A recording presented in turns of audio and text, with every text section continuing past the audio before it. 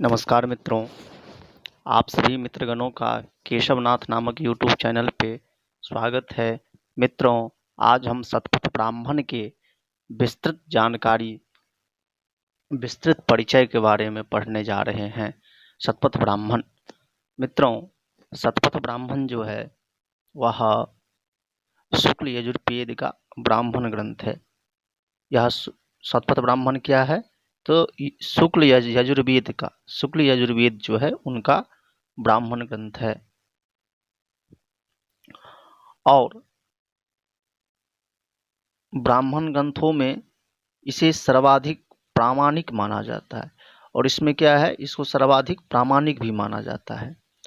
शतपथ ब्राह्मण शुक्ल यजुर्वेद की दोनों शाखाओं कान व माध्यान्दिनी से संबंध है और इसमें एक विशेषता यह भी है कि यह माध्यान्दिनी शाखा से भी है और कान्व शाखा दोनों से संबंधित है। बाद में जो है आपको बताया जाएगा माध्यान्दिनी शाखीय शतपथ ब्राह्मण में कितने कांड है, कितने अध्याय है, कितने ब्राह्मण है, कितने प्रपाठक है इत्यादि के बारे में, और कान्व शाखी में कितने कांड, प्रपाठक, अध्याय, ब्राह्मण इत्यादि है, इस संबंध में बताया जाएगा। मित्रों, यदि हम कोई सी भी ग्रंथ देखते हैं तो पहले उसके रचयिता, लेखक कौन है, इस संबंध में भी हमारे मस्तिष्क में विचार आता है। इसके रचयिता कौन है? तो इनके रचयिता जो है मित्रों, याज्ञवल्क ऋषि हैं। याज्ञवल्क इनके रचयिता हैं। कौन है इनके रचयिता? इनके रचयिता याज्ञवल्क ऋषि हैं। इनकी रचना काल जो है ईसा पूर्व 24वीं शताब्दी है। याज्ञवल्क ऋषि का और शतपथ ब्राह्मण का जो रचना काल है ईसा पूर्व 24वीं शताब्दी है। अब माध्यान्दिनी शाखीय शतपथ ब्राह्मण जो है उसका सामान्य परिचय एक पंक्ति के द्वारा आपको यहाँ पे दिया जा रहा है। देखिए, माध्यान्दिनी, इसमें 14 कांड, 100 अध्याय, 438 ब्राह्मण, 7624 कंडिकाएं हैं। माध्यान्दिनी या शाखीय ब्राह्मण में कितने कांड हैं? 14 कांड हैं। ये आप लोग ध्यान रखिएगा। कितने कांड हैं? 14 कांड हैं। अध्याय कितना है? 100 अध्याय है। ब्राह्मण कितना है? 438 ब्राह्मण है।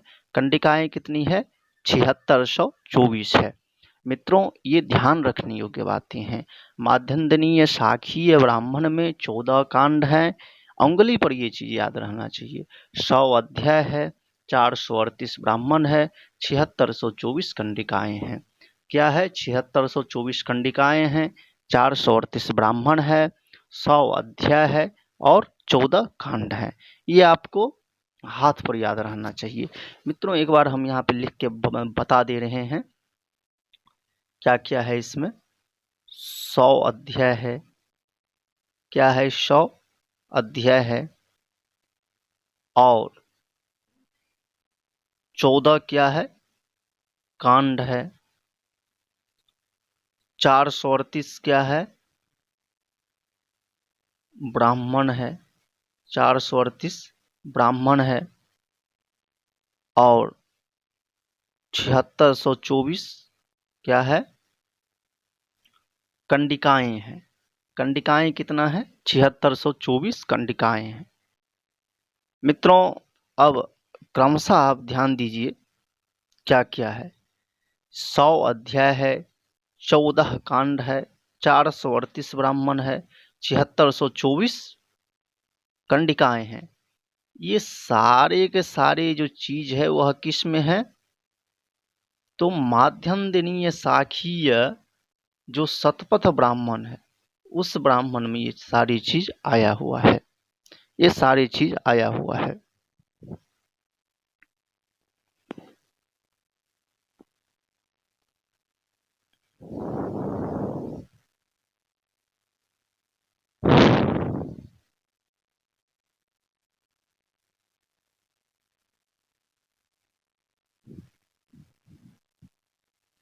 अब हम कान्व शाखीय शतपथ ब्राह्मण की ओर चलते हैं।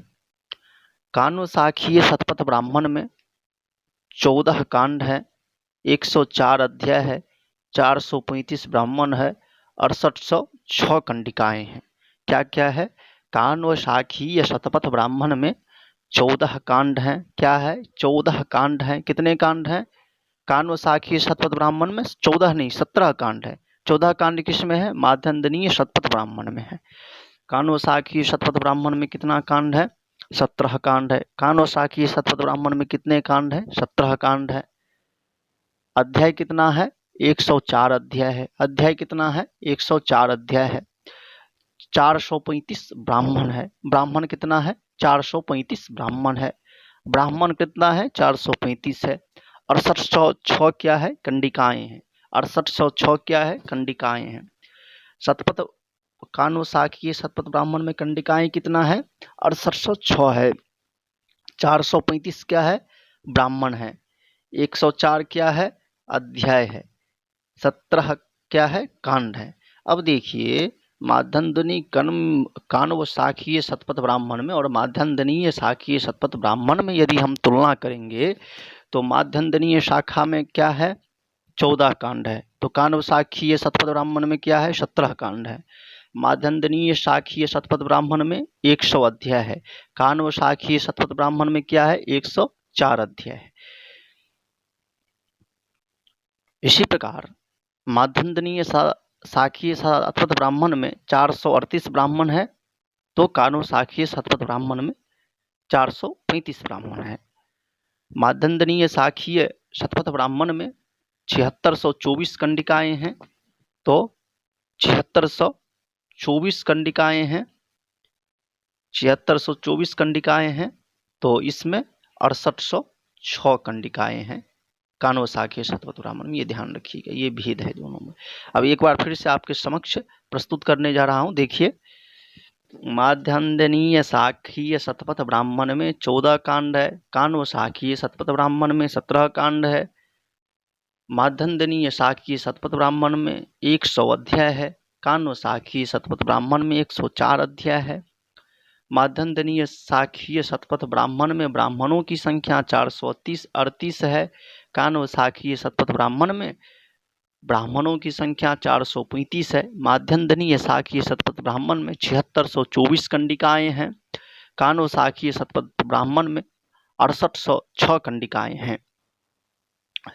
इनमें महत्वपूर्ण आख्यान कौन कौन से हैं शतपथ ब्राह्मण में? तो कहते हैं इंद्र वृत्त युद्ध है। इंद्र और वृत्र का जो युद्ध है प्रसिद्ध उपाख्यान है, तो यह आख्यान का यहाँ वर्णन किया गया है। योषित कामी गंधर्व का व्याख्यान है। सुपर्णी तथा कद्रु का जो है व्याख्यान है। च्यवन भार्गव तथा सरयात मानव का वर्णन है। स्वर भानु असुर तथा सूर्य का वर्णन है। वेन्य असुर नमूची एवं इंद्र का वर्णन है। पुररवा उर्वशी केशिन राजन मनु एवं श्रद्धा तथा जल प्लावन आदि के आख्यान के अत्यंत महत्वपूर्ण वर्णन यहाँ पे किया गया। देखिए मित्रों, यहाँ पे कौन कौन से आख्यान है? तो योषित कामी गंधर्व आख्यान है, इंद्र वृत्र युद्ध है, सुपर्णी तथा कद्रु, च्यवन भार्गव, सरयात मानव, स्वर भानु, असुर तथा सूर्य, बेनव, असुर नमूची एवं इंद्र, पुररवा उर्वशी उपाख्यान, केशिन राजन्य उपाख्यान, मनु एवं श्रद्धा तथा जल प्लावन आदि के अत्यंत मनोरम आख्यान है। अन्य क्या क्या जानकारी शतपथ ब्राह्मण में है? तो शतपथ ब्राह्मण के अनुसार सृष्टि के आरंभ में ब्रह्म के 2 रूप थे, मूर्त तथा अमूर्त। सृष्टि के आरंभ में शतपथ ब्राह्मण के कितने भेद? सृष्टि के प्रारंभ में शतपथ ब्राह्मण के अनुसार सृष्टि के प्रारंभ में ब्रह्म के कितने रूप थे? तो 2 थे। कौन कौन? एक मूर्त एक अमूर्त। और उसको जो है यत एवं त्यत अर्थात सत एवं असत कहा जा सकता है। द्वावैव ब्राह्मणो रूपे मूर्ते चैवामूर्तम स्थितम यच्च स्थितम च यच्च सच्च तच्च, ऐसा पंक्ति भी कहा गया है। शतपथ ब्राह्मण अंग्रेजी में इसे शतपथा ब्राह्मणा शुक्ल यजुर्वेद का ब्राह्मण ग्रंथ है। ये मैं पहले भी कहा था। जो यह ब्राह्मण ग्रंथ कौन से का है? तो शुक्ल यजुर्वेद का शतपथ ब्राह्मण ग्रंथ है। ब्राह्मण ग्रंथों में इसे सर्वाधिक प्रामाणिक माना जाता है। शतपथ ब्राह्मण शुक्ल या यजुर्वेद के दोनों शाखाओं कानो व माध्यान्दिनी से संबंध है। यह सभी ब्राह्मण ग्रंथों में सर्वाधिक महत्वपूर्ण ग्रंथ है। इसके रचयिता याज्ञवल्क्य माने जाते हैं। शतपथ के अंत में उल्लेख है स आदि न्यानिमानि शुक्लांसि यजूंसि वाजस्नेयेन याज्ञवल्क्येन ख्यायन्ते। शतपथ ब्राह्मण में 14 कांड हैं, जिसमें विभिन्न प्रकार के यज्ञों का पूर्ण एवं विस्तृत अध्ययन मिलता है। 6 से 10 कांड तक को शांडिल्य कांड कहते हैं। मित्रों, यहाँ पे ध्यान देने योग्य बात है, जो 6 से 10 तक जो कांड हैं उसको कौन सी कांड कहते हैं? तो शांडिल्य कांड कहते हैं। मित्रों, शांडिल्य कांड किसको कहा जाता है? तो 6 से 10 तक की जो कांड है उसको शांडिल्य कांड कहते हैं। यदि कहीं पे प्रश्न पूछे शतपथ ब्राह्मण में शांडिल्य कांड कहाँ से कहाँ तक है, जो 6 से लेकर के 10 तक का जो कांड है उसे शांडिल्य कांड कहा जाता है। इसमें गांधार का वर्णन है, कैकेयी साल्व जनपदों की विशेष चर्चा की गई है। शतपथ ब्राह्मण में कौन कौन सी जनपदों की विशेष चर्चा की गई है? तो गांधार की, कैकेयी की, सल्व की, ये तीनों ध्यान दीजिएगा। पहला गांधार है, दूसरा कैकेयी है, तीसरा शाल्व है। जनपदों की विशेष चर्चा की गई है। अन्य कांडों में आर्यावर्त के मध्य तथा पूर्वी भाग कुरु पांचाल प्रसार होने का संकेत मिलता है। शतपथ ब्राह्मण में यज्ञों को जीवन का सबसे महत्वपूर्ण कृत्य बताया गया है।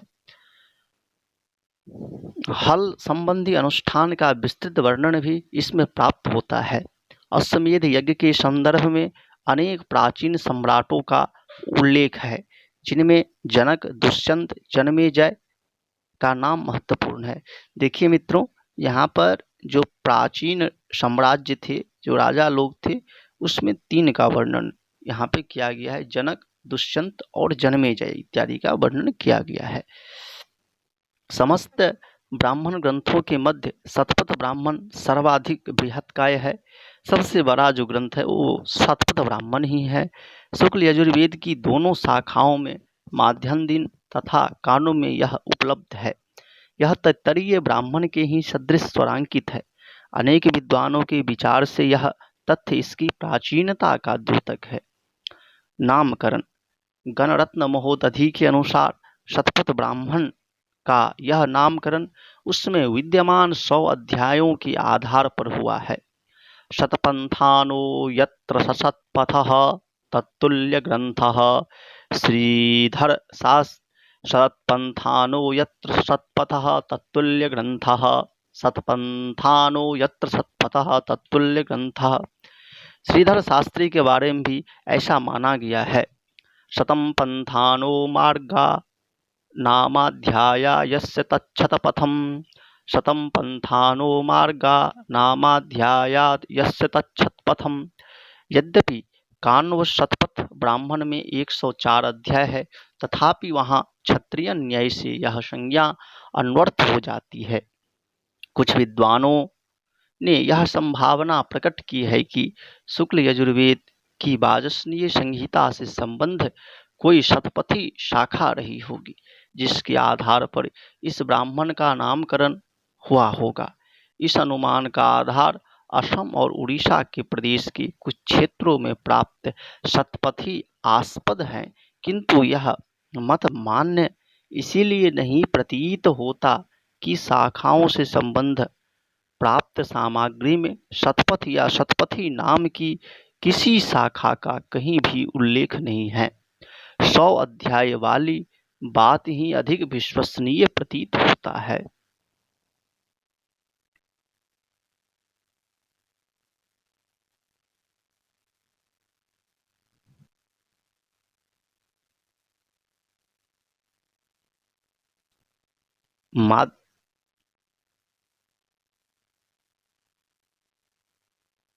माध्यान्दिनी शतपथ के विभाग, चयन क्रम एवं प्रतिपाद्य। माध्यन्दिनी शतपथ ब्राह्मण में 14 कांड हैं, 438 ब्राह्मण है, 7624 कंडिकाएं हैं और 100 अध्याय है। प्रथम कांड में दर्श और पूर्णमास इष्टियों का प्रतिपादन किया गया है। प्रथम कांड में क्या वर्णन किया गया है? तो प्रथम कांड में दर्श और पूर्णमास का वर्णन किया गया है। किस किस का?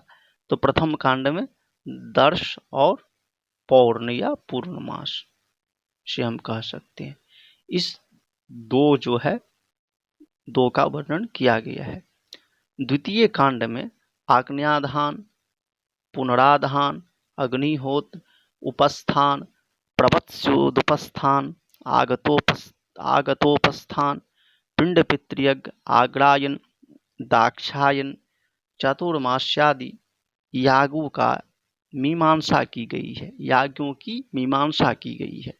द्वितीय कांड में आज्ञाधान, पुनराधान, अग्निहोत्र, उपस्थान, प्रवत्स्योदुपस्थान, आगतोपस्थान, पिंड पितृयज्ञ, आग्रायन, दाक्षायन तथा चातुर्मास्यादि यागों का मीमांसा बहुत अच्छी तरह से की गई है।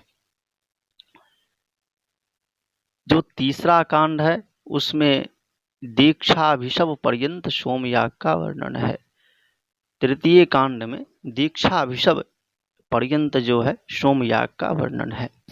चतुर्थ कांड में सोमयाग के तीनों शवनों के अंतर्गत किए जाने वाले कर्मों का, षोडशी सदृश सोम संस्था का, द्वादशाह यज्ञ का, 17 यागों का प्रतिपादन हुआ है।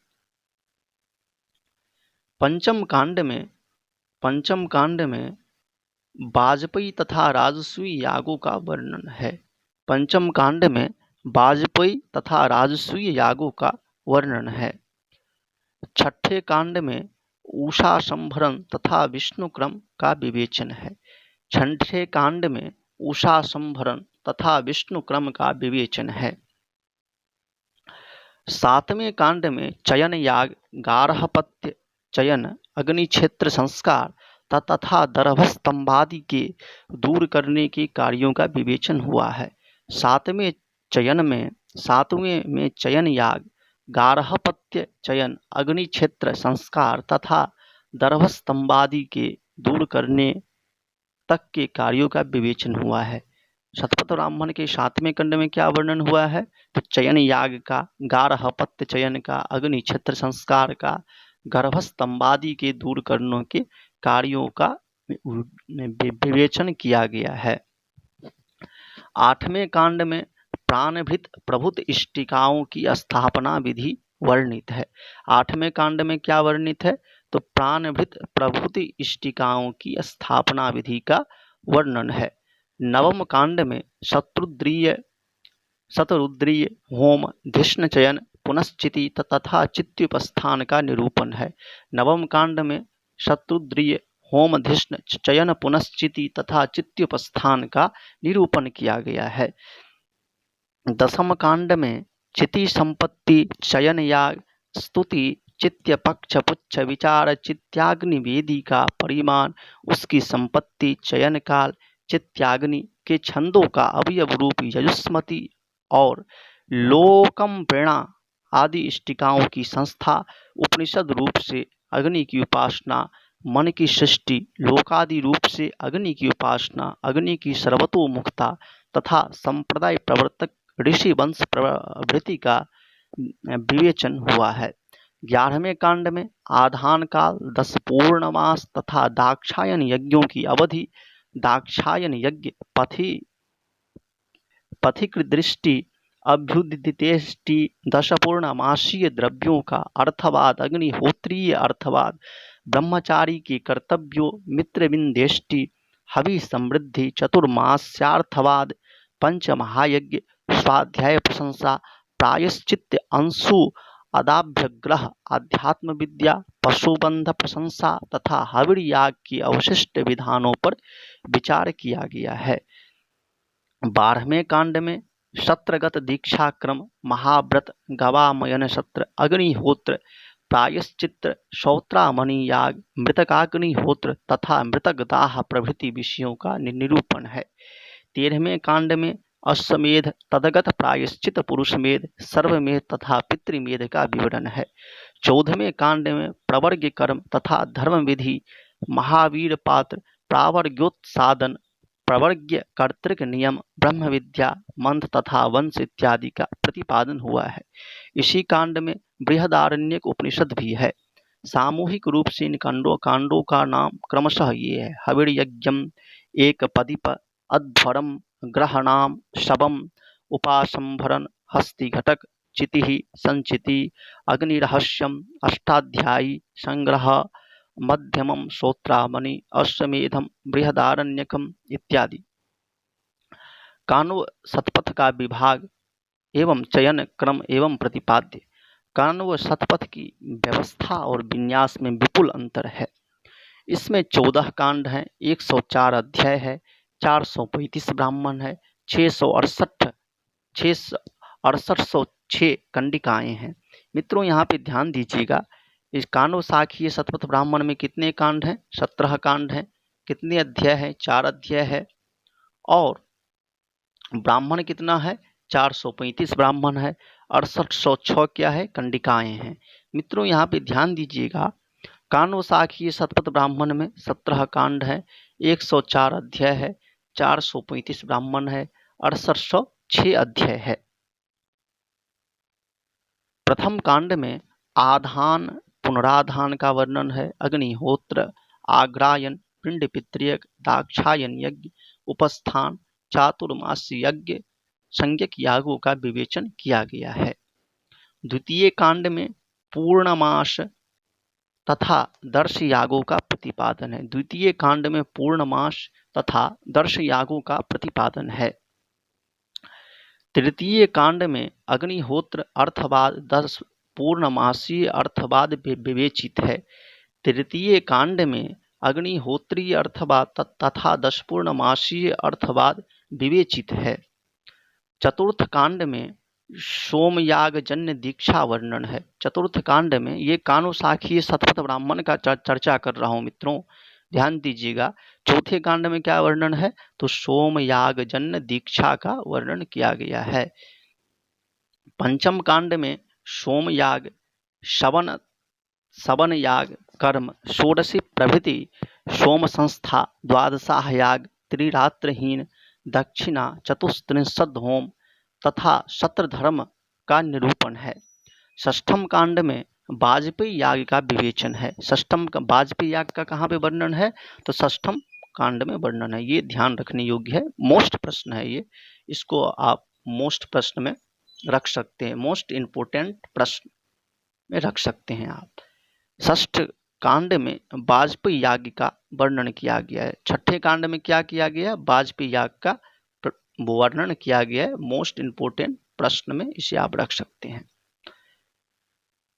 सप्तम कांड में राजसूय याग का विवेचन किया गया। ये मित्रों देखिए सबसे मोस्ट प्रश्न है। सप्तम कांड में राजसूय याग का वर्णन किया गया है। राजसूय याग का कहाँ पे वर्णन किया गया है? सप्तम कांड में वर्णन किया गया है। मित्रों इसको आप मोस्ट इंपोर्टेंट प्रश्न में रख सकते हैं। अष्टम में ऊखा संभरण का विवेचन है। अष्टम कांड में क्या वर्णन है? ऊखा संभरण का विवेचन है। नवम कांड से लेकर 12वें कांड तक विभिन्न चयन याग निरूपित है। नवम कांड से लेकर के 12वें कांड तक क्या वर्णन है? तो विभिन्न चयन याग का निरूपित किया गया है। 13वें कांड में आधान काल पथिकृत इष्टि प्रयाजानुयामंत्रण संयुवाक पत्नी संज्ञाज ब्रह्मचर्य 10 पूर्णमास की शेष विधियों तथा पशुबंध का निरूपण है। 13वें कांड में क्या क्या वर्णन है? ध्यान दीजिएगा। तो कह रहे हैं आधान काल का पथिकृत इष्टि प्रयाजानुयामंत्रण संयुवाक पत्नी संज्ञाज ब्रह्मचर्य 10 पूर्णमास की शेष विधियों तथा पशुबंध का निरूपण किया गया है 13वें कांड में। अब हम 14वें कांड की ओर बढ़ते हैं। तो वहां पे देखते हैं 14वें कांड में दीक्षा क्रम पृष्ठयाभिलप्लादि श्रोत्रामणीय याग अग्निहोत्र प्रायश्चित, मृतकाग्निहोत्र आदि का वर्णन है। 14वें कांड में दीक्षाकर्म, पृष्ठा विप्लवादि, श्रोत्रामणीय याग, अग्निहोत्र, प्रायश्चित, मृतिकाग्निहोत्र आदि का वर्णन हुआ है। 15वें कांड में अश्वमेध का, 16वें में सांगोपांग प्रवर्ग कर्म तथा 17वें कांड में ब्रह्म विद्या का विवेचन किया गया है। 15वें कांड में अश्वमेध का, 16वें में सांगोपांग प्रवर्ग कर्म तथा 17वें कांड में ब्रह्म विद्या का विवेचन किया गया है। सामूहिक रूप से इन कांडों के नाम ये हैं: एकपात कांडम, हविर्यज्ञ कांडम, उद्धारी कांडम, अध्वरम, ग्रहणाम, वाजपेय कांडम, राजसूय कांडम, ऊखा संभरणम, हस्तिघट कांडम, चिति कांडम, अग्निचिति, अग्निरहस्यम, अष्टाध्यायी, मध्यमम, अश्वमेध, प्रवर्ग कांडम तथा बृहदारण्यकम। उपर्युक्त विवरण से स्पष्ट है कि दोनों ही शाखाओं ही प्रतिपाद्य विषय वस्तु समान है, केवल क्रम में कुछ भिन्नता है। विषय की एक रूपता की दृष्टि से माध्यन्दिनी शतपथ अधिक व्यवस्थित है। इसका एक अन्य वैशिष्ट्य यह है कि वाजस्नेय संहिता के 18वें अध्याय की क्रमबद्ध व्याख्या इसके प्रथम 9 अध्यायों में मिलती है। केवल पितृ पितृयज्ञ वर्णन संहिता 10 पूर्णमास के अनंतर मिलता है।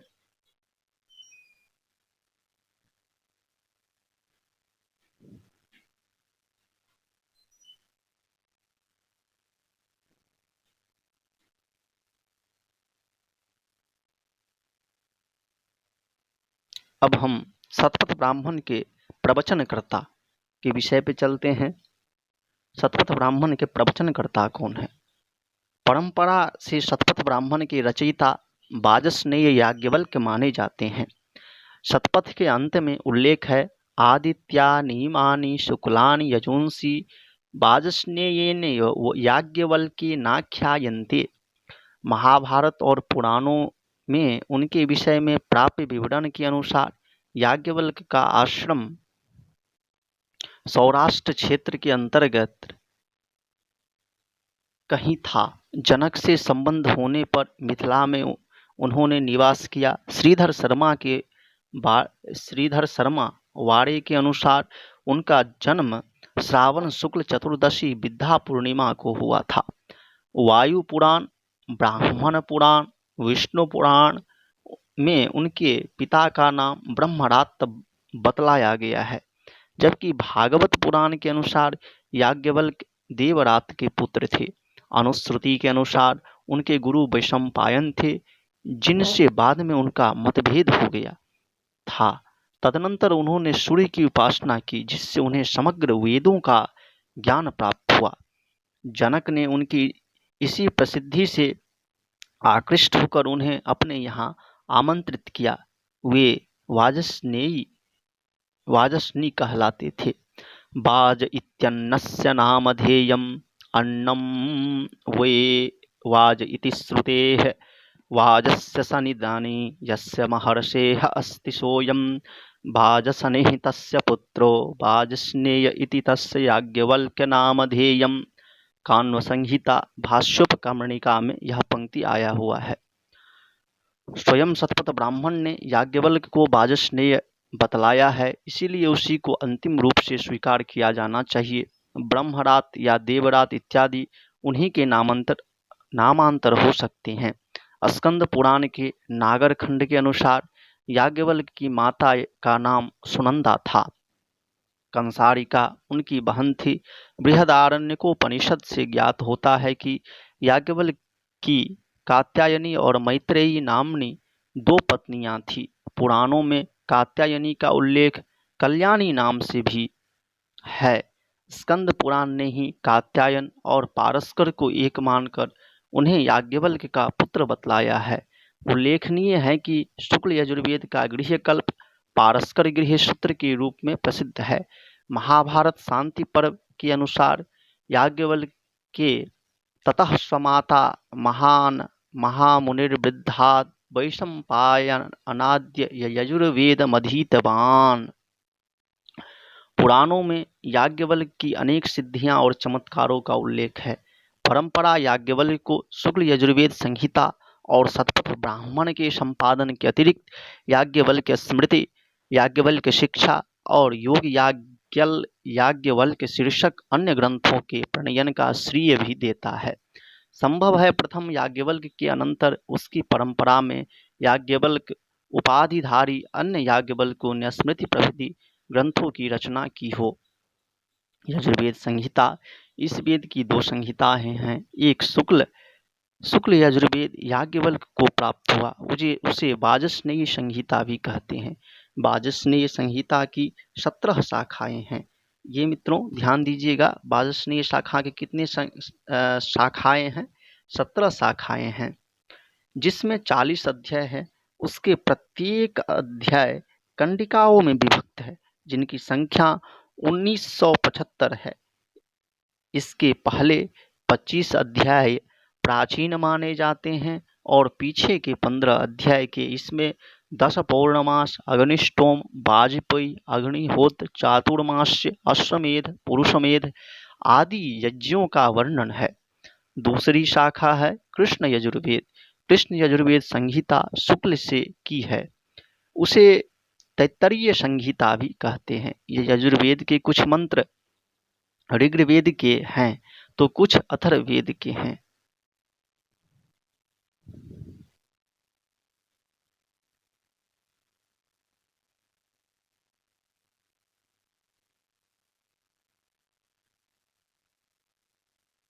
अब हम लोग शतपथ ब्राह्मण के रचना काल को जानते हैं। मैकडॉनेल ने ब्राह्मण काल को 800 ईस्वी पूर्व से 500 ईस्वी पूर्व तक माना है, लेकिन प्रोफेसर सीबी वैद्य और दफ्तरी का मत ग्राह्य प्रतीत होता है, जिसमें उन्होंने शतपथ ब्राह्मण का रचना काल न्यूनतम ईसा पूर्व 24वीं शताब्दी स्वीकार किया है। यह आगे ईस्वी पूर्व 3000 तक जाता है।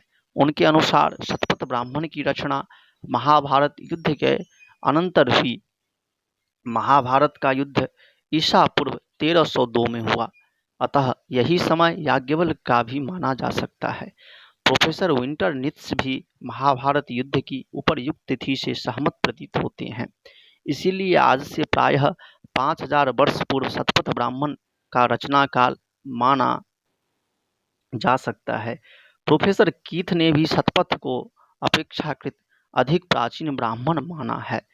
कृतिकाओं के विषय में भी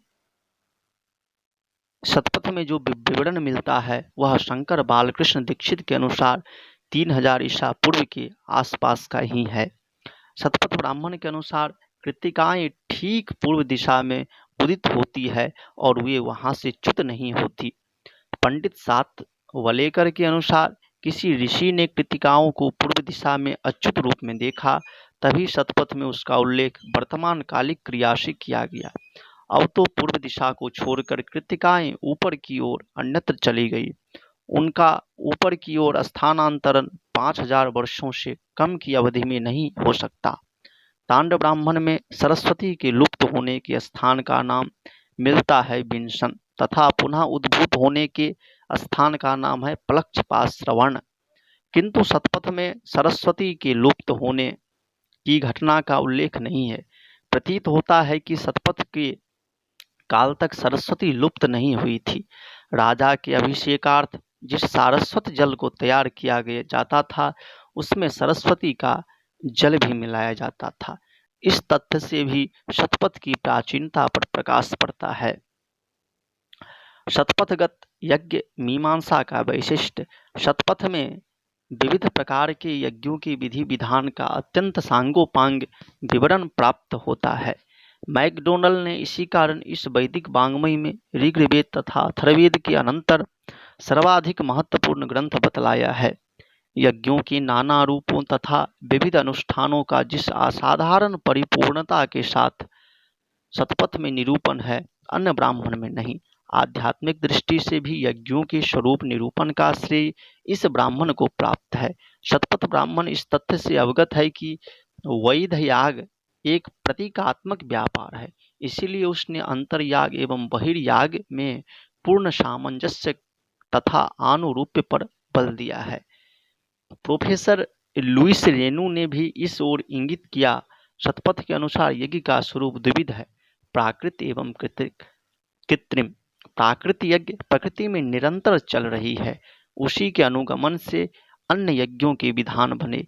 देवान अनुविधा वै मनुष्याः यद्देवाः अनुकुर्वन् तदहं करवाणि। यज्ञ के नामकरण का हेतु उसका विस्तृत किया जाना है। तद यदेनं तन्वते तदेनं जनयन्ति स तायमानो जायते। इस ब्राह्मण में वाक पुरुष, प्राण प्रजापति, विष्णु आदि को यज्ञ से समीकृत किया गया है। शतपथ ने यज्ञ को जीवन का सबसे महत्वपूर्ण कृत्य बतलाया है। यज्ञो वै श्रेष्ठतमं कर्म, तदनुसार जगत अग्नि सोमात्मक है। सोम अन्न है तथा अग्नि अन्नाद है। अग्नि रूपी अन्नाद सोम रूपी अन्न की आहुति ग्रहण करता रहता है। यही क्रिया जगत में सतत विद्यमान है। शतपथ ब्राह्मण में यज्ञ की प्रतीकात्मक व्याख्याएं भी हैं। एक रूपक के अनुसार यज्ञ पुरुष है, हविर्द्वान उसका सिर, आहवनीय मुख, आग्नेध्रिय तथा मार्जालीय दोनों बाहुएं हैं। यहाँ यज्ञ का मानवीकरण किया गया है। सृष्टि यज्ञ का रूपक भी उल्लेख है। तदनुसार संवत्सर ही यजमान है। ऋतुएं यज्ञ निष्ठान कराती है। बसंत आनिग्रह है, अतः बसंत में दावाग्नि फैलती है। ग्रीष्म ऋतु अद्धर्यु स्वरूप है, क्योंकि वह तप्त सी होती है। वर्षा उद्गाता है, क्योंकि उसमें जोर शब्द करते हुए जल वर्षा होती है। प्रजा ब्रह्मावती है, हेमंत होता है। प्रजा ब्रह्मावती है, हेमंत होता है। यह यज्ञ पंक्ति है। शतपथ ने यज्ञों को देवी की आत्मा कहा है।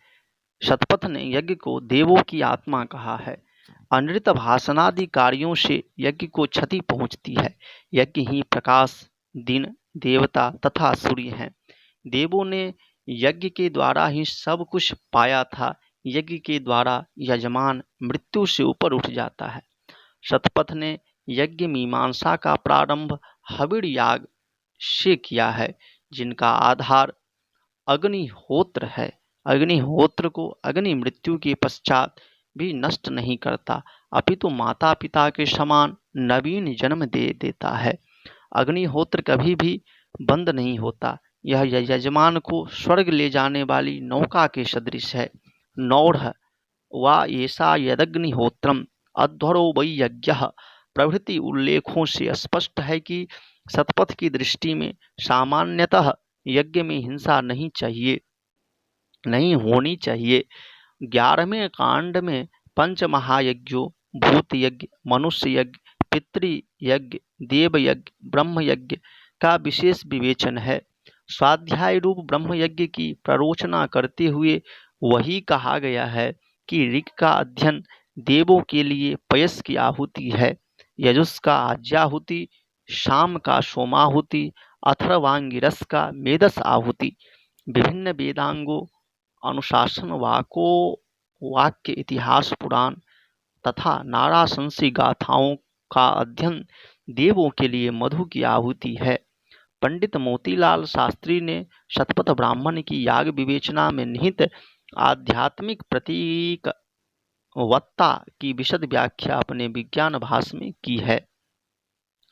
शतपथ ब्राह्मण ने यज्ञ की सर्वांगीण समृद्धि पर बल दिया है।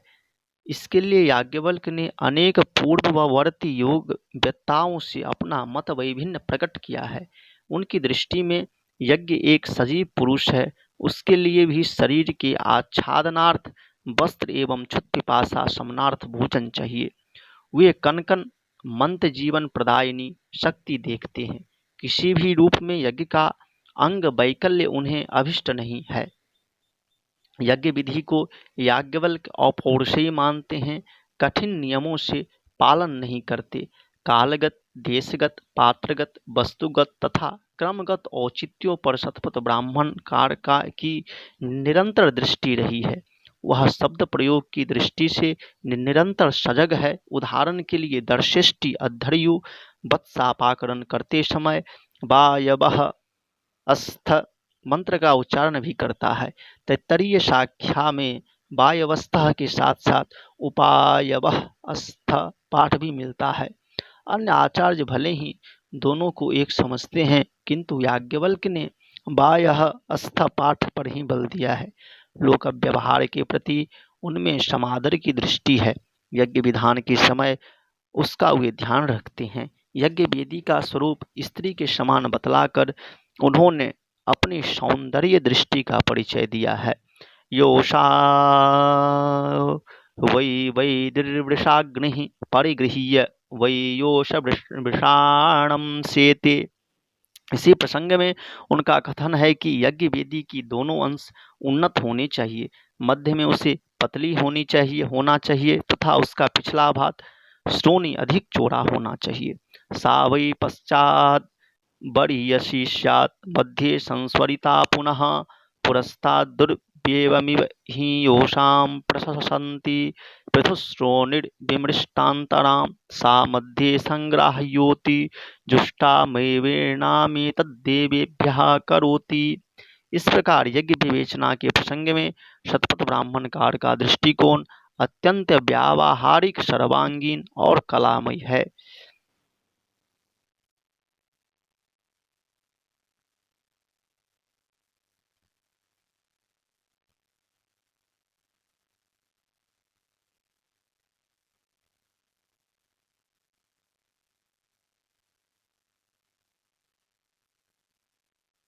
शतपथ ब्राह्मण में सांस्कृतिक तत्व। शतपथ ब्राह्मण के षष्ठ से लेकर 10वें कांड तक, जिन्हें सांडिल्य कांड भी कहते हैं, क्योंकि उनमें उनके मत का आदर पूर्वक पौनः पुण्यन उल्लेख है, बार बार उल्लेख किया गया है। गांधार, केकय, साल्व जनपदों की विशेष चर्चा की गई है। अन्य कांडों में आर्यावर्त के मध्य तथा पूर्व भाग, कुरु, पांचाल, कौशल, विदेह, सिंजय आदि जनपदों का उल्लेख है।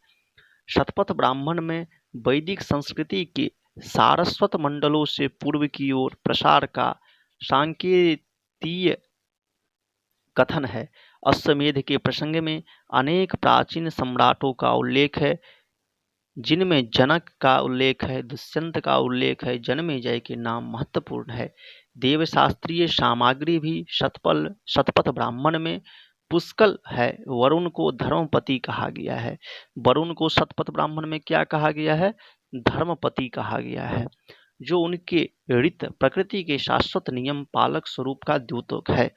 इस ब्राह्मण में कुल 3003 देवों की स्थिति बतलाई गई है, किंतु वास्तव में 33 देवताओं का ही स्वरूप निरूपण है।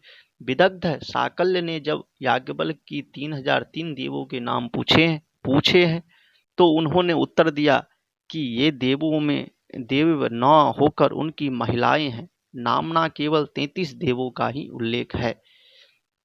उसमें ये हैं 8 वसु है। 8 क्या है? तो 8 वसु है, 11 रुद्र है, 12 आदित्य तथा इंद्र प्रजापति है। 8 वसु है, 11 रुद्र है, 12 आदित्य तथा इंद्र है। प्रजापति अभिचार को इस ब्राह्मण में बलक कहा गया है। अभिचार को शतपथ ब्राह्मण में क्या कहा गया है? अभिचार को शतपथ ब्राह्मण में बलक कहा गया। अभिचार को शतपथ ब्राह्मण में क्या कहा गया? बलक कहा गया है। इदम इदमहं ते बलगमुत्किरामि जम्मे निष्ठो यममात्यो निचर वाम। श्रम एवं तप का महत्व इस ब्राह्मण में पौनः पुण्येन प्रदर्शित है।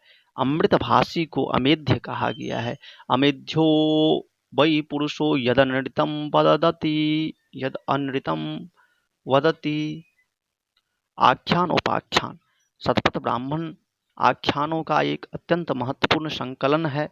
इनमें अनेक ऐसे आख्यान हैं जिनका इतिहास पुराण में विशद उपबृंहण हुआ है।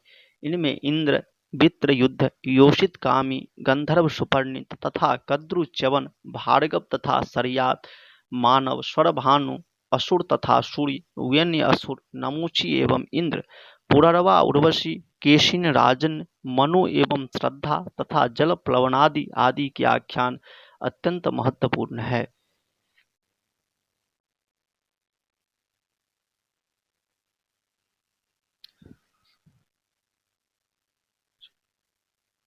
सृष्टि प्रक्रिया, शतपथ ब्राह्मण में सृष्टि प्रक्रिया क्या है उसके बारे में आप लोग ध्यान से देखिए। सृष्टि प्रक्रिया ये मोस्ट इम्पोर्टेंट प्रश्न है, मोस्ट इम्पोर्टेंट प्रश्न है ये, इसे आप ध्यान से देखिएगा। जो चलते हैं मित्रों, हम अब शतपथ ब्राह्मण के अनुसार सृष्टि प्रक्रिया देखते हैं।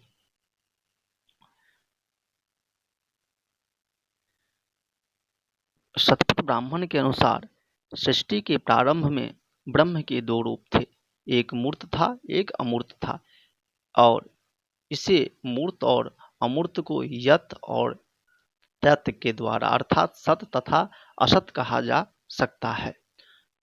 संस्कृत का पंक्ति आता है, द्वावैव ब्राह्मणो रूपे मूर्त चैवामूर्तम स्थितम च यच्च सच्च तच्च।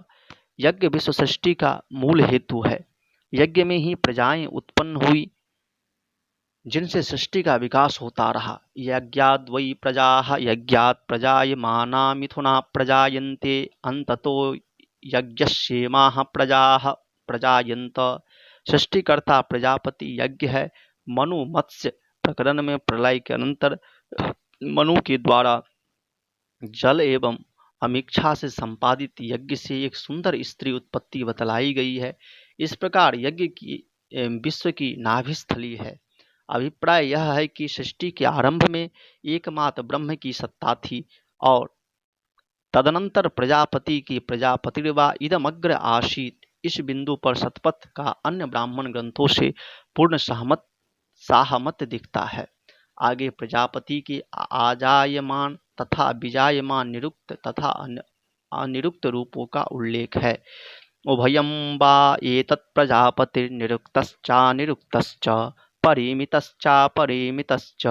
प्रजापति की उत्पत्ति जल में तैरते हुए हिरण्यमय अंड से मानी गई है। तस्मादाहुर्हिरण्यमयः प्रजापतिरिति आपोह वा इदमग्र सलिलमेवास संवत्सरे ही प्रजापतिरजायत। शनैः शनैः प्रजापति श्रम एवं तप से सृष्टि प्रक्रिया आगे बढ़ी। प्रजापतिर्हवा इदमग्र एवास स ऐक्षत कथम नु प्रजायेय इति सोश्राम्यत स तपोत्यप्त। भुवनों में सर्वप्रथम पृथ्वी की रचना हुई। यम वै पृथ्वी भूतस्य प्रथमजा। इसके पश्चात हिलती हुई पृथ्वी के दृढ़ीकरण। भुवनों में सर्वप्रथम पृथ्वी की रचना हुई। यम वै पृथ्वी भूतस्य प्रथमजा। इसके पश्चात हिलती हुई पृथ्वी के दृढ़ीकरण, शर्करा संभरण, कंकरों की स्थापना, फेन सृजन, मृत्तिका सृजन, पशु सृष्टि, औषधियों एवं वनस्पतियों की सृष्टि, अन्य लोकों की सृष्टि, संवत्सरादि सृष्टि, विभिन्न छंदों के आविर्भाव शतपथ ब्राह्मण में वर्णन है।